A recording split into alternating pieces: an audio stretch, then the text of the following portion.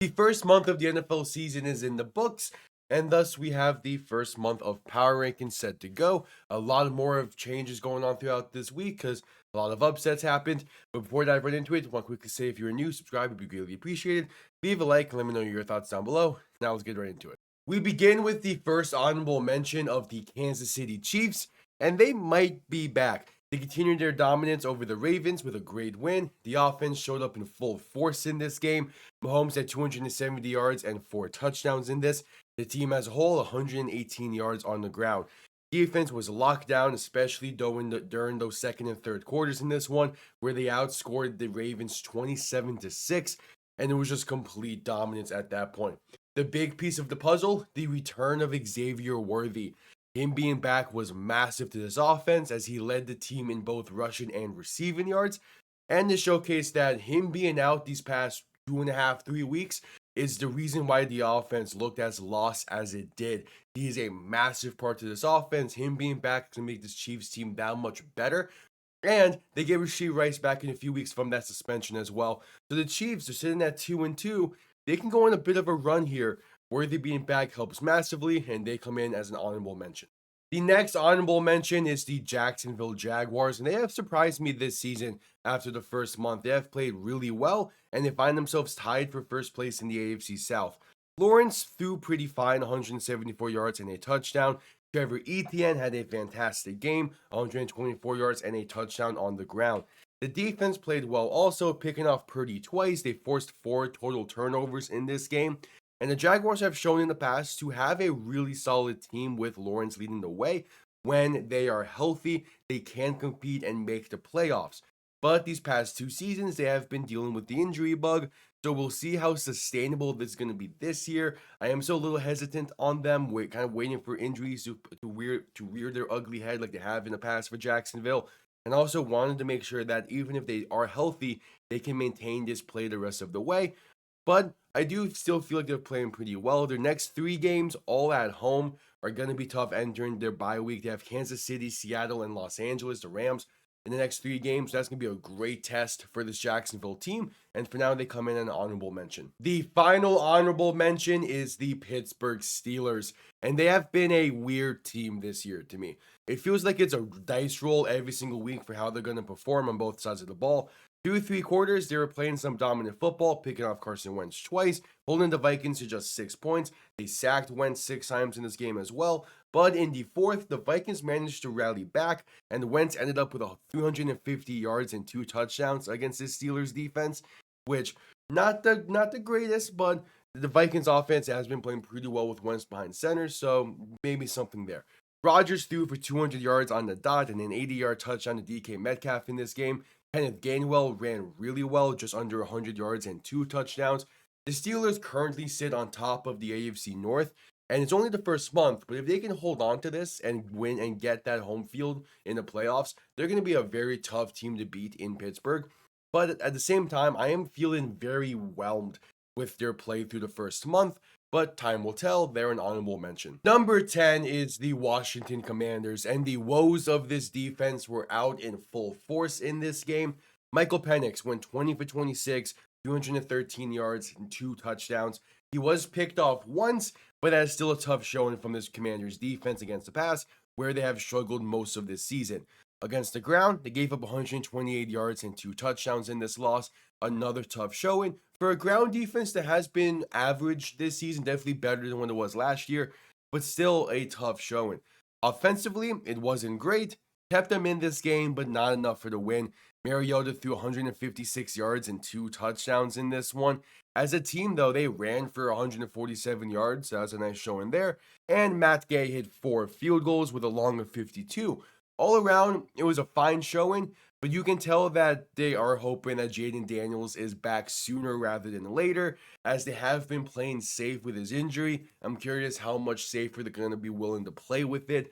Time will tell on that end. The Commanders are at number 10. Number 9 is the Indianapolis Colts, and all eyes are on Adonai Mitchell for this loss, as he fumbled at the back of the end zone in the first half. And then he had a very costly holding call with under 2 minutes to play that negated a go-ahead touchdown for Jonathan Taylor. But even with all that, the Colts had a chance to tie this game late. They didn't execute on that drive, And Adonai Mitchell still played well. He led the team in receiving yards in this game. So it is a bit of a give and take situation. Again, still solid game. Daniel Jones, definitely his worst of the season so far, but again, still a really solid showing. Jonathan Taylor ran well. The defense struggled a bit against a really structurally sound offense in the Rams. Again, this was part of the reason why I was really interested in this game, was to see how the Colts play against a team that is for certain a playoff team this year. I still think the Colts will be fine. The AFC South is incredibly easy, it seems, this year for them to have good success in, and the outlook is going to be fine as well. But I was expecting a showing like this sooner rather than later, and now the question is, how are they going to bounce back, and if they will bounce back? Again, the Saints started last season with a really dominant 2-0 start and completely fell off a cliff. Is this the start of that for the Colts? We will see. They're at number 9. Number 8 is the Seattle Seahawks, and that game was closer than it probably should have been.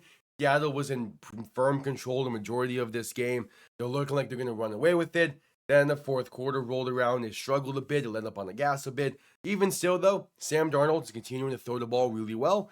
Kenneth Walker and Zach Charbonnet ran well in this game. And JSN has been surprising me this season with the way he has embodied that wide receiver 1 role. Had another great game in this one.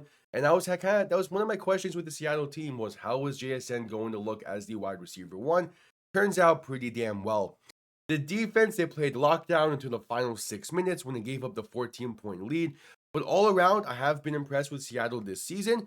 And this was another good showing on top of what we've seen through the first 3 weeks. So the Seahawks come in at number 8. Number 7 is the Los Angeles Rams. And that was a close game and came down to the wire. But the offense and defense still had really solid showings. Stafford threw incredibly well, 375 yards and 3 touchdowns. A majority went towards Puka Nacua, who continues his dominant season. That is now his 3rd game of 100 plus receiving yards and 10 plus receptions.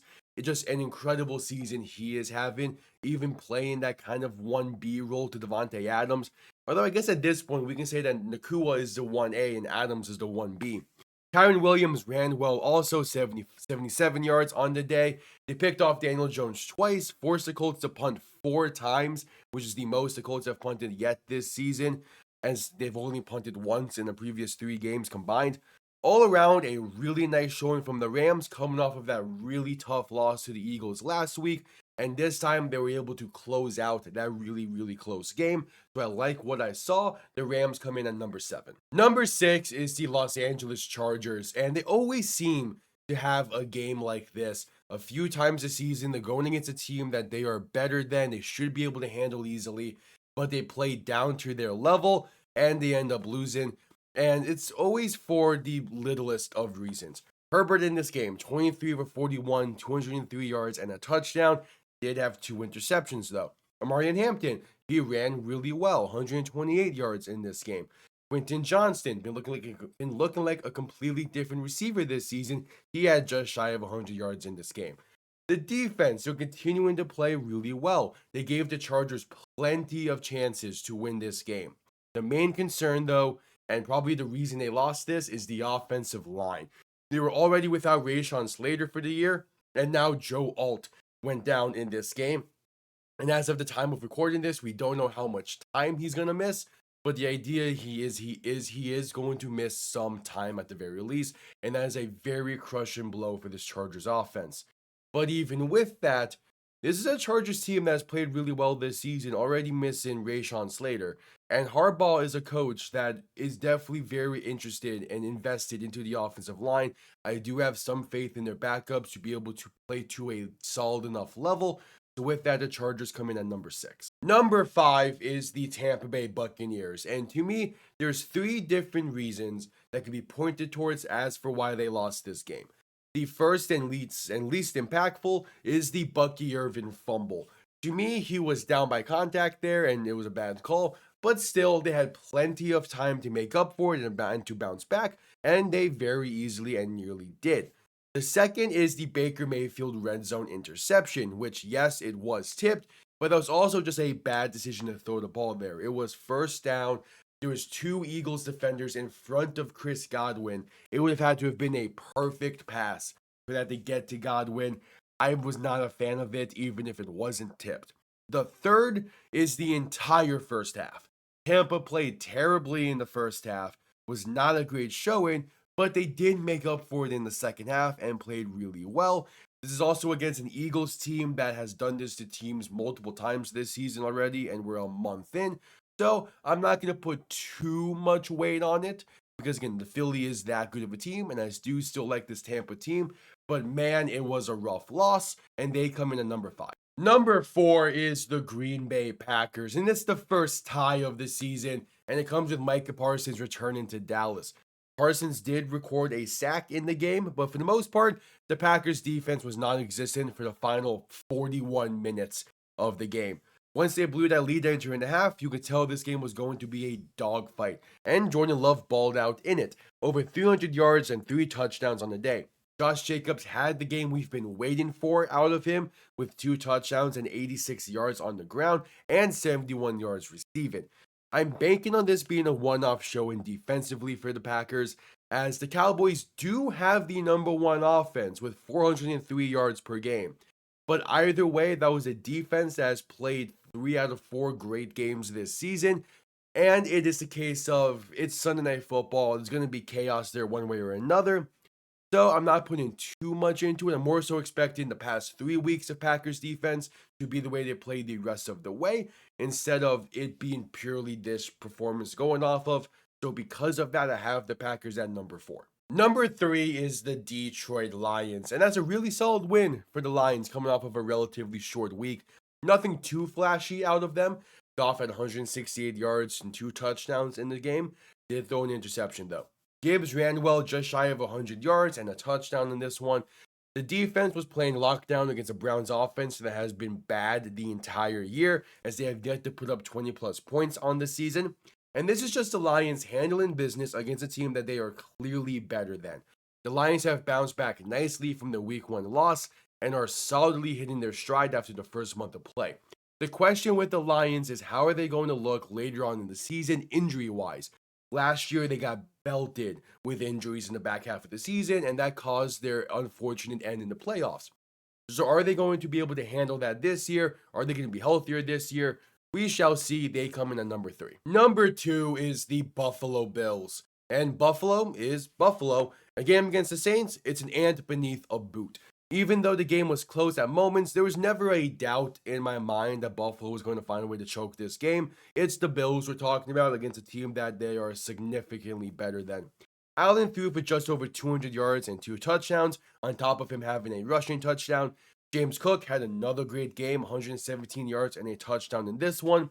The defense held the Saints to 126 yards through the air, but they did give up 189 yards on the ground.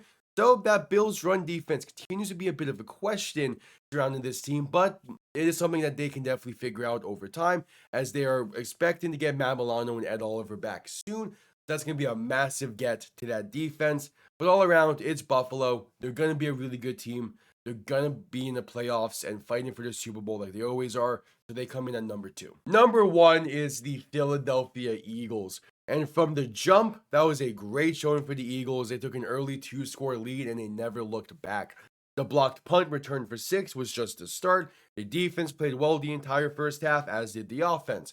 But just like last week where the script got flipped at the half, this happened again here, but against the Eagles. 0 passing yards and 0 completions across the entire second half is inexcusable for a team with this much talent. The defense also started to struggle against this Tampa offense, but they did make a few plays late to secure the win. The forced fumble, the end zone INT, and all around Philly did manage to pull off the win. But my only question with this team now is, when will they play a full 60 minutes? They have yet to seemingly do that this season. The Kansas City game, the defense played a full 60. But besides that, the offense has yet to play a full 60. The defense has played a full 60 once. That is the only question with this team. And if they can start doing that consistently, they are going to be a tough team to beat. But as of right now, they do seem pretty beatable. But nonetheless, they come in at number 1. Okay, so there you have it. Quick little rundown. The Washington Commanders are at 10, Indianapolis Colts are at 9, Seahawks at 8, Rams at 7, Chargers at 6, Buccaneers at 5, Packers at 4, Lions at 3, Bills at 2, and the Philadelphia Eagles round things out at number 1. Thank you all for tuning in. I'll see you all next time. Have yourselves a damn good one.